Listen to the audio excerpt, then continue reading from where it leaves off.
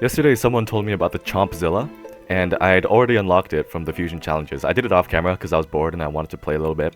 But the viewer is right. This thing is incredibly overpowered, and I also unlocked the Star Shooter yesterday, which is also incredibly overpowered. Particularly the Star Blower, because it basically attracts all the stars next to it, and then it spins it around, and then it shoots it out as like a homing projectile.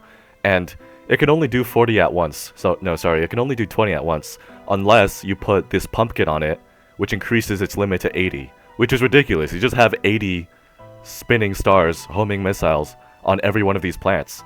We have 2 levels left in World 4, so maybe in this one we can do Chompzilla, and the next one we'll do the Star Blower. These Zeppelin things are really annoying. I don't really have a good way of dealing with them yet. Or maybe I do, I haven't found it though. It seems like the best thing I can do is the Doom Cactus.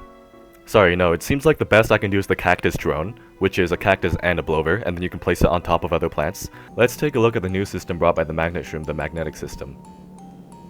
If a magnetic plant has another magnetic plant within the 8 surrounding tiles, they are considered to be in the same system, and a white line will connect them. Plants within the same magnetic system can be unlimited in number. As long as any plant meets the requirements, it can be included in the system. As long as the magnetic chain is unbroken, all plants are considered to be in the same magnetic system. Okay. However, if they are not connected, they belong to a different magnetic system. You can place plants between to connect the 2 systems. Some plants, such as Stardrop, will be buffed by the magnetic system. Plant more to defend against the zombie invasion. Okay, anyways, that's fun, but we're gonna stick to the original plan here and keep planting a bunch of Chompzillas, essentially. We can get started with our first Chompzilla here. And actually, we can just fully upgrade it right now. So you can see, if I just do this, this thing just eats people instantly, and also spits out zombie heads as a projectile, which is, I think, completely broken. So we're not even at the first wave yet, and I think we're pretty much just set for the game. Oh wait, I have to do this. Look, he just insta-kills everything.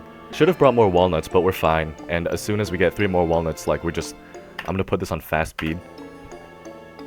And nothing's gonna break through. Look at how quickly our wall of Chompzillas is gonna decimate the first wave. It doesn't even have a cooldown after biting the zombies. It just keeps biting instantly. So I'm gonna let this one run. Oh shit! Wait, I forgot about the Zeppelins. That's gonna be an issue.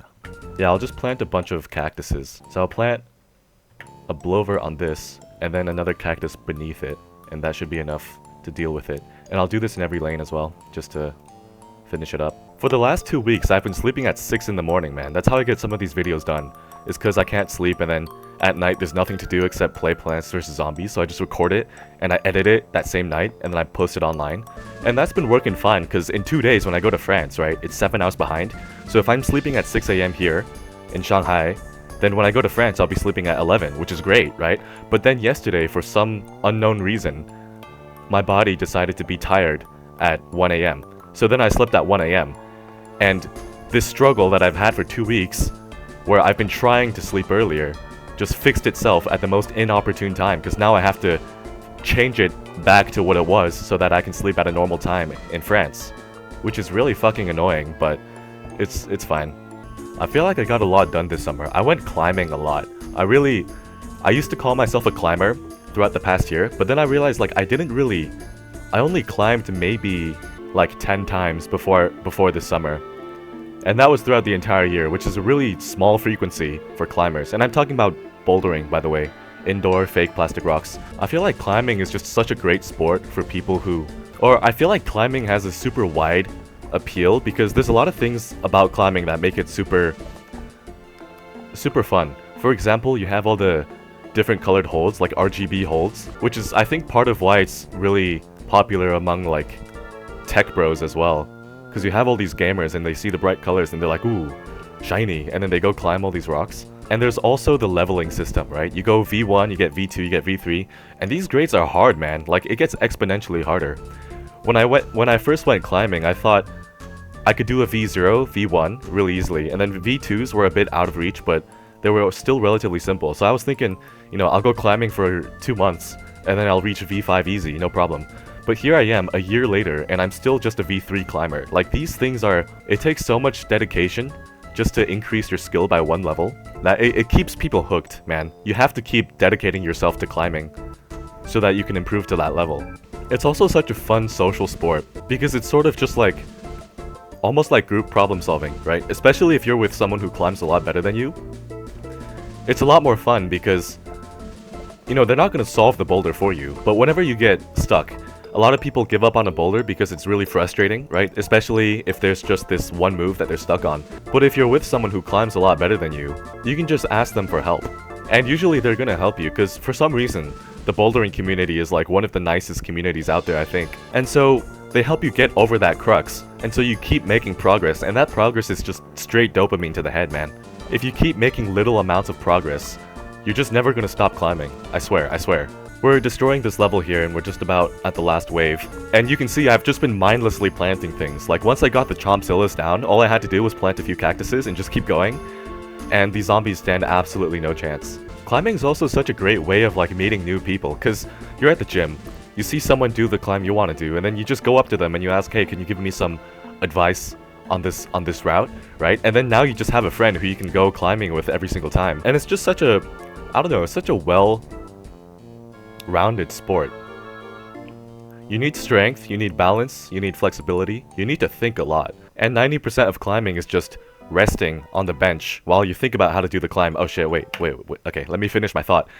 90% of climbing is you're just resting, thinking about the climb, and that's such a great time for you to connect with other people, man. Climbing is such a social sport, but even if you're by yourself, it's just so fun. Anyways, that's enough glaze about climbing. I'm gonna lock in here. This guy looks really scary. Luckily, he goes backwards though. I don't really know how to beat him. I think I'll just move this behind him. How do I beat that? That flying guy. Do I... Oh, I have to put a lantern. I have to put a cactus on a lily pad. That's really annoying. Can I magnetize him? No, I can't. I can't. Wait. Oh, that's gonna be really bad. I think I have to freeze him. What? How am I supposed to kill this guy? Okay, I'll put a cactus here. Okay, but that doesn't hit him. Okay, I just lost the first game. I need to plant more cactuses on the lily pads. Otherwise, those flying things are gonna get me. The pools are really annoying because I have to put cactuses on the lily pads, but at the same time, I can't have them too far back, otherwise the dolphin guy is gonna swim over and just eat everything. And I don't have a solution for this bucket helmet unless we get a magnet, which isn't happening so far. Oh, there's the magnet. Okay, wait, we're saved. And this dolphin man is gonna jump over. We can just leave him be. Oh, I forgot. I can just use the leaf blower to blow that guy away. That makes a lot more sense. Never mind, I can't blow him away. What the fuck? What the fuck? What the fuck do I do here? I can't even freeze him. Oh, I have to use the... I forgot I was playing Plants vs. Zombies Fusion, man. I have to combine the magnet with the cactus. Deals double damage to metallic armor, deals 500 damage to Bucknut Copter zombies. I'm guessing that's what this is. Yes, okay. Man, I forgot I was playing Fusion, so that's what I'm gonna have to do. Just combine the cactuses with the magnets. Glad we figured that out before too much time. These dolphins are fucking with me. I think I need to put the small water mushrooms one tile ahead so that when the dolphin jumps, look, it lands over there. It lands one tile in front of the cactus so that we can keep shooting it. Oh, we also have miners in this game. So that means I'm gonna need to save some pumpkins for the back row. Actually, this is a great chance to demonstrate the blower. Look, I'm gonna put blowers here and here and here. And look, it just becomes a homing missile. Like, the zombies can't beat shit. If I upgrade this one to a lantern starflower and I do this,